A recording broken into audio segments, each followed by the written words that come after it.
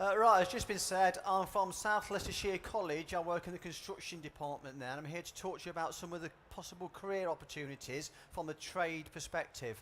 How you can get into education, training, paid work from an early age to earn some good money going forward. Well, first thing I'd like to say is just a call out to the parents, and that's the parents that often read the press these days that says young people these days can't leave school, they have to stay on at school. Careers officers at school say carry on at school. You haven't got an option now, you've got to stay there until you're 17. Going forward, you've got to stay there until you're 18. Okay, don't get swamped with this press spin. You can go to college and do full-time courses. You can do apprenticeships and earn while you learn. A traditional apprenticeship route, which is what majority of us working in the colleges have come through, you'll go to college for 1 day a week and you'll actually go and actually do the trade and practice the trade for the other 3 or 4 days per week. So please don't think you have to stay on at school. If you're a little bit unsure about what career to come into the construction industry, it's a little bit of a minefield because there are so many. I'll explain where a few of them are shortly. Just a little bit of a background into the construction industry. It has gone through a recession, like most other industries in the country, but the size of it is actually growing. It's back on the up now.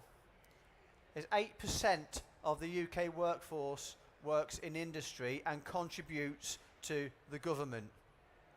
8%, that's just for pure construction workers. That doesn't count the allied trades. That doesn't think about the secretaries, the canteen staff, the cleaning, the office staff, etc. If you add that to it as well, the percentage goes up. So it actually does add to the GDP for the country. The other thing to bear in mind is we have been through a recession. If you look now at the property that's being sold, 14.7% has grown over the last year. That's massive. There's more and more planning permission and buildings going on now than there has been in recent years. That means this is the ideal time to train to get into the construction industry. If you can train on a college course or an apprenticeship course, then a couple of years down the line, when you've got your qualifications, you can be out there and you can start earning some good money. If you go to college now, they will find your work experience, they'll get you onto site, they'll give you all the skills that you need to get your speed up, get your quality up, work on your softer skills, your problem solving, your teamwork, your communication skills, etc. And then when you leave the college course or you complete your apprenticeship and you start earning money either for your employer on an apprenticeship course or you can be running your own business and going off on your own projects. I did say there's quite a few jobs available in the construction industry. Don't worry if you can't read that. It's not there to read. It's just there to show you the enormity of the careers available. We've got the traditional ones like the painting and decorating, the plumbing, the brickwork, etc. But there's so many. It is vast. We've got landscape architecture, cavity insulation installer, damp proofer, highways engineer. The other thing to bear in mind is there's a niche for everybody. If you like working with your hands and want to come through the trade routes, that's fine. If you like working in an office and coming through the engineers and the architects routes, there's ways in for that as well. If you want to do a little bit of both, you can work through the trades and then move into the management and the managerial and the office side as a career path, and there's career paths all the way through construction to get you to the top of your profession. A few more picking up there: project manager, senior architect, scaffolder, stonemason. If you're not seeing any of the crafts available on show, you need to go and have a look at some of those. There's some high-skilled craftspeople out there, and they're going to be earning some big money. Right, what we've got here is, if you're thinking about coming into the construction industry, I've just pulled off just a few of the career paths you might want to go down, and then just some of the traits that you might find in the construction industry. And what I'm going to do is I'm going to match these to the traits. Doesn't matter if you haven't got these traits, but if you think, well, do I want to be a carpenter? Do I want to be a plumber? Do I want to be an architect? And you think what sort of person you are, what you like to do. So the first one, plumber. Which one of those traits, can we have a shout out now, which one of those traits do you think a plumber would need? Organiser, okay, let's have a look.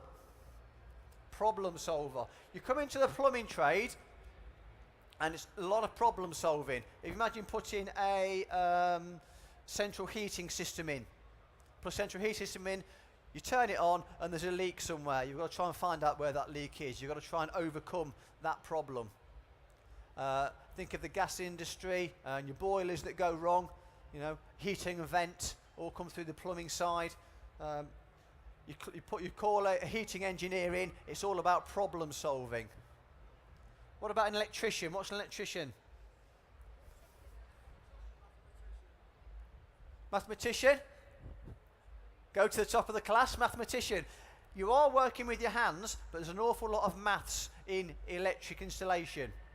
It has to be a lot of maths in there, so you can make sure, obviously working with voltage and high velocity things like that, it's got to be safe. You've got to know what you're doing on the math side to make sure you're matching up the size of the cable to the size of the electricity, etc., etc. What about a joiner? What do you think a joiner has to be? Meticulous? Hey, we're on a roll now. Joiner has to be a little bit meticulous. They a bit closer to like engineers, joiners tend to be. They work to high quality, very small tolerances. A lot of the things that they make in the joinery don't necessarily get painted at the end. They might get just lacquered or varnished. So you have to make sure all your joints are all up nice and tight, that the finish is really clean. So you've got to be quite meticulous as a joiner. Hasten to add, on all of these things, you also have to be quite quick. And in construction, if you're working quick and to high quality, you'll actually be earning more money going forward. Right, what we've got left? Painter. Artistic. Artistic. You have to have a little bit of flair for painting. Obviously, working with clients, if you're working on the domestic scene, you're working with clients, sometimes some of the skill is not your artistic impression, but teasing out to the clients what their artistic impression's like. If you go into a client's property and they say, "Yeah, I want you to paint this wall, you know, purple with green spots on," you know, you've got to have some kind of flair to go, well, that doesn't quite match your furniture or your carpets, or have you got these considerations here? Let's have a look at some different wallpaper patterns, and you can start teasing out of them exactly what their requirements are. So you need a little bit of an artistic flair for the painter and decorating. Bricklayer. We haven't got many left now, have we? It's one of two. One of two here. We've got an organiser and we've got agile. Okay, we've got the agile. I said agile rather than strong. And the reason I said agile rather than strong is we don't want to stop females coming into any of these trades, because as the previous speaker said, there's career routes for females as well as males. You don't have to be really physically strong to be a bricklayer. You have to be quite agile. There's a lot of bending and twisting, laying bricks at a low level, reaching up and laying bricks at a higher level. And you'll see at the end, what we're running around the corner there is a have a go stand on brickwork. So if you think brickwork's for you, you can go and have a go. But these days, bricks, although they're all a standard size and they are quite heavy, they are quite solid, bricks are. You've only got to be able to hold a brick to become a bricklayer. If you can hold a brick, then you can lay bricks, and it's a repetition. So you've only got to be as strong as it is to pick a brick up. You get different size bricks, different weights. You get some with frogs in, you get some with holes in. They are different. They cut the weight down. The ones with the holes in are slightly lighter. These ones with frogs are slightly heavier. For the weight of that, sir.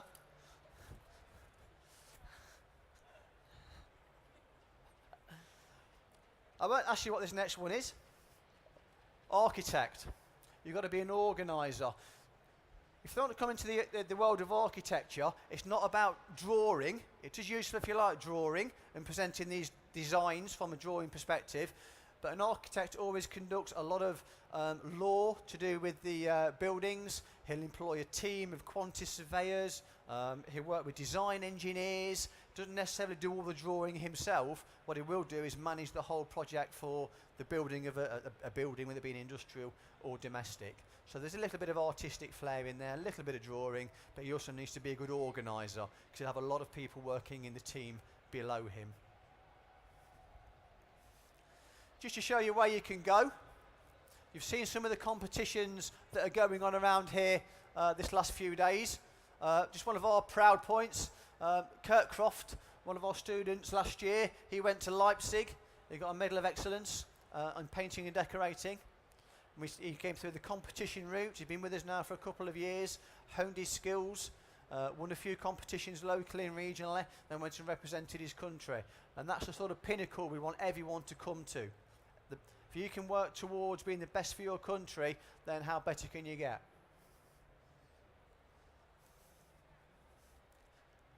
As I mentioned earlier, you can have a go at brickwork if you like to. The stand is just around the corner in hall 4.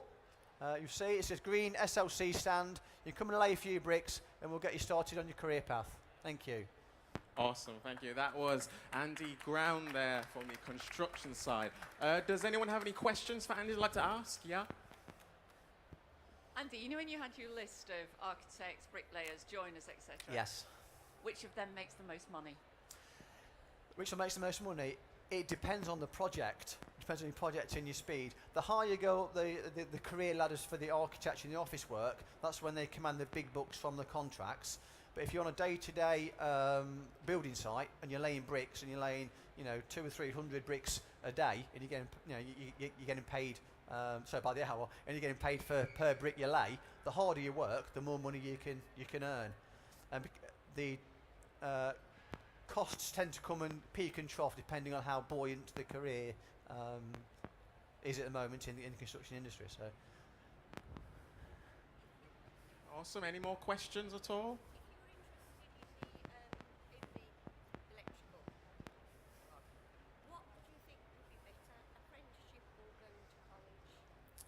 Right, the question is, if you're interested in the electrical side, what's the best path? Either going to college or getting a job? I would say probably getting a job and getting an apprenticeship, because then you're earning while you're learning, and you're learning a lot more about working because you are actually doing the work. However, you might not get an apprenticeship immediately, and you find that most college courses are transferable. So write to employers, do some cold calls to electricians, see if there's any apprenticeships that they're taking on at the moment. Look on the apprenticeship website, and that will tell you for your region how many apprenticeship places there will be available in electrical installation. If you can't get an apprenticeship for the moment, then go on a full-time college course, and then while you're still on the college course, you're starting to pick up some of the skills required, and then you can still be applying as you go through. So it's not a case that you can't get onto an apprenticeship, that's the end of it. Then you go onto a full-time programme, and then you can start looking for apprenticeships, transfer over to it.